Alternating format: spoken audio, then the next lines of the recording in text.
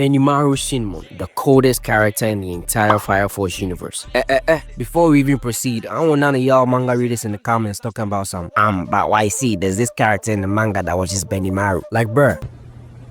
Shut your lame ass up, nigga. I haven't read the manga. I'm going off purely from what I've seen in the anime. Now, don't get me wrong, there are other characters in the series that I fuck with. Shinra, that boy got motion. He be going faster than the speed of light on some Berry Island type shit. And don't even get me started on my boy Arthur. Bro's whole power depends on his delusions. Like, I'm not even joking. If Arthur had the delusions of some of these girls on the internet, he could probably solo the entire universe. And that's saying something. And oh, I cannot forget my black brother, Ogun. The mangaka did us so proud with his design. He should be added to the list of best black anime characters ASAP. Nigga got a hoverboard, some cool looking braids, and a sick ass power. Bro stood his ground against a demon inferno, using him as a basketball and everything. Like, that's crazy work. Those are cool characters that I fuck with, but today I want to talk about my nonchalant king, Benimaru. This 5'7" ass nigga is so OP, he soloed the entire Company 8, which I'm gonna cover later in the video, but here's a sneak peek.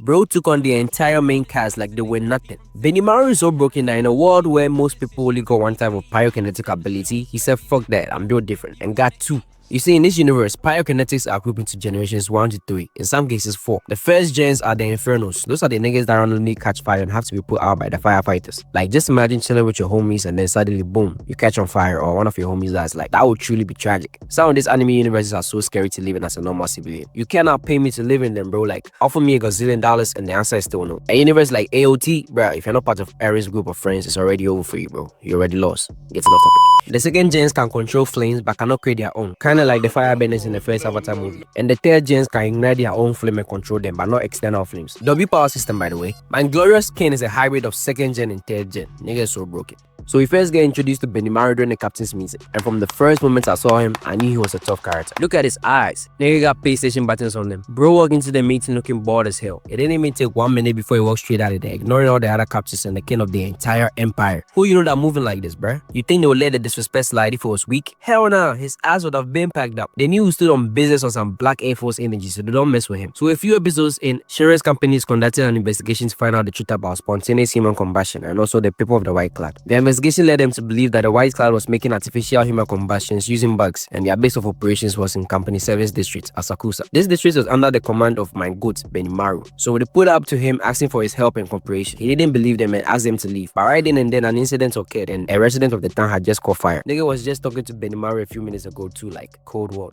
Benimaru goes to take care of it and asks them to leave before he got back. The first time I saw this anime, I thought this was just gonna be a normal procedure of putting an inferno to rest. But bruh, these boys were different. This nigga Benimaru started destroying the entire town, putting on the show to honor the guy who just turned inferno. And you would think the people of the town would be mad, but nah, them niggas was smiling. Apparently, this was normal routine for them. He gets to the inferno and takes him out with one single strike, and they begin repairs on the damaged houses. Shinra and his company helped. This made him less hostile towards them. And then night came and Shinra went to tell Benimaru that his captain wanted to meet up with him in an alley. So he goes only to see this. It's true. Let's turn as many of these people as we can into infernals. Now, these were obviously faked by the White Cloud, but Benimaru actually believed it was them. So he started crashing out and putting Bell to ass. This nigga wasn't even going all out yet. Shinra and the others joined in trying to convince him, but my king is stubborn as hell. He's normally just a chill guy, nonchalant, minding his own business. But once his temper kicks in, it's GG's for whoever pissed him off. Just listen to this. And beat me and prove you're innocent.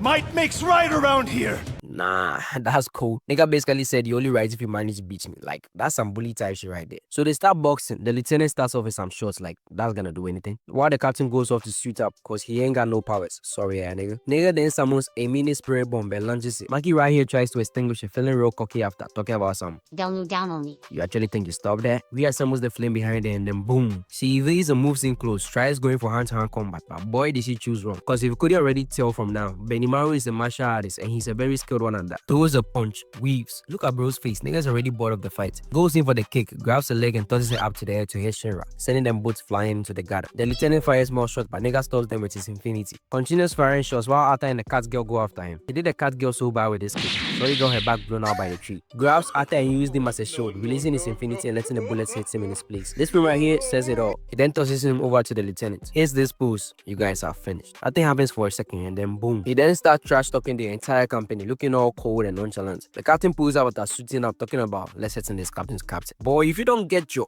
Benimaru was really holding back because after what he does later on, you understand what I'm saying there. They continued squabbling until the captain lands a headbutt, making my glorious king bleed. Benny got tired of holding back and hits this pose. Nigga was about to end it all with one move. This vid could as well be a crash out vid. His body corner had to step in to stop him from turning Company 8 into Brent's chicken. And even then, he was being stopped. After some persuasion though, he finally calms down and listens to them. While they were talking, their town gets attacked by the white clad, who were turning people infernos and causing them confusion by letting imposters run among the people. These were the same imposters Benny saw earlier and mistook for Company's 8 captain and lieutenant. At this point, the town was in total chaos. Benny steps up after some good old pep talk from Conroe, uses his powers to lift the entire watchtower, show off, and started talking to the people of the town. And what do you think his solution was to everything? Well, let me surprise you. This nigga told everyone in the town stop boxing each other, no matter who they are. Doesn't matter if it's your girlfriend, your homie, your mom, just throw them bitches. His reason? Well, he said the people of the town won't lose to a couple of fakes. So it began. Everybody was fighting, like everybody. Benny spots a demon inferno and goes, "One of them, huh?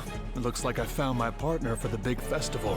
Now a little backstory before you continue. A few years ago, the White Clan led an attack into Asakusa district. This attack brought on a demon inferno which Conroe defeated, almost killing him and causing him nephrosis. If you don't know what that means, well, ask the comments. If no one replies to you, look up Google. Nah, I'm just kidding, bro. Relax. Basically lost his pyrokinetic powers because he overheated during the battle and used up all his body's oxygen, causing him to carbonate. I am not explaining what that means. Back to the present though, and this second attack was to find out if a demon inferno could be born in the same place twice. And they were right. This nigga right here who was fighting alongside fine shit snipe lady, like bruh, shorty is bad as hell. Matter of fact, Fire Force is full of fine shit. And some season season 2, let's have something within me. Cough, cough. He sacrifices himself and eats a bag, making him transform into a demon inferno. Benny saw that boy and said, bet, it's on sight. He was getting it back in blood for his home. They started boxing. The demon launches several fire attacks. Benny parries all, looking nonchalant as usual. Goes in for the punch, grabs him and tackles him down. The demon goes back and sends huge fire attacks, but Benny easily takes care of it. Moves in close for an attack of his own, but the demon was hard as fuck. Wait.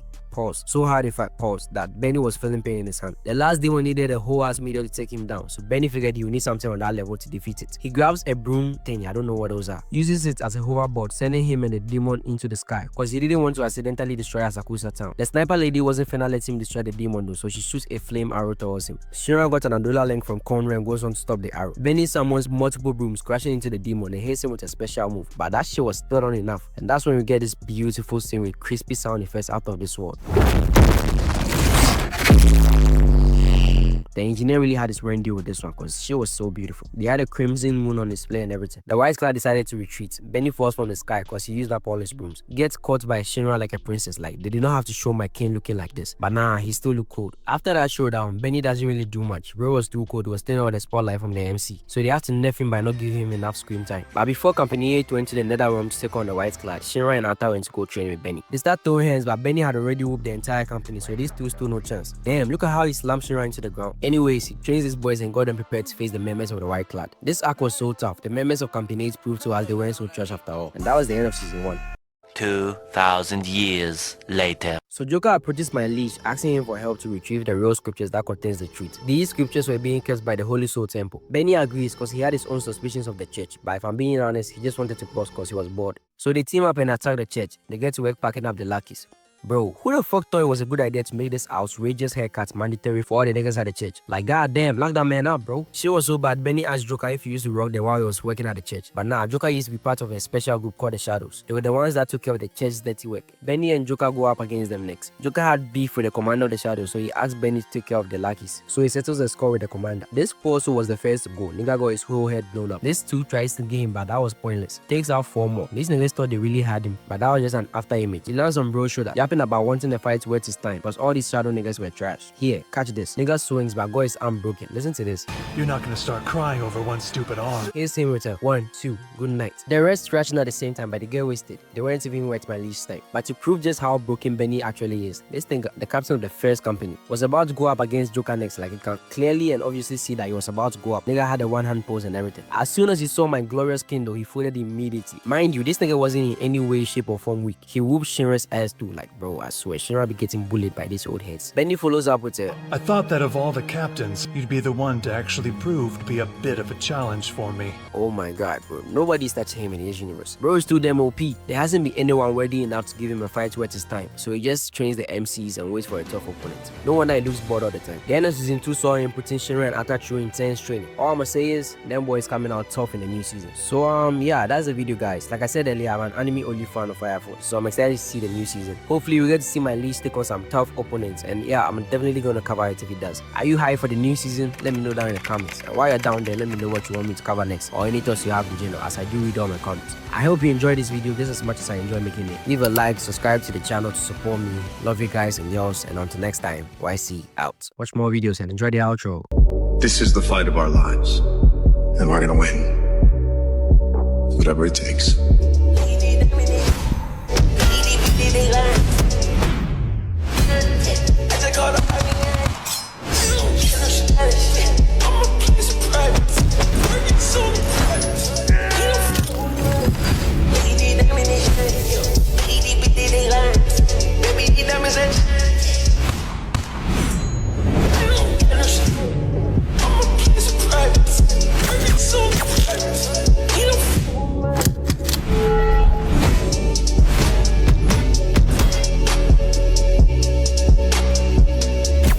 Listen to your mom.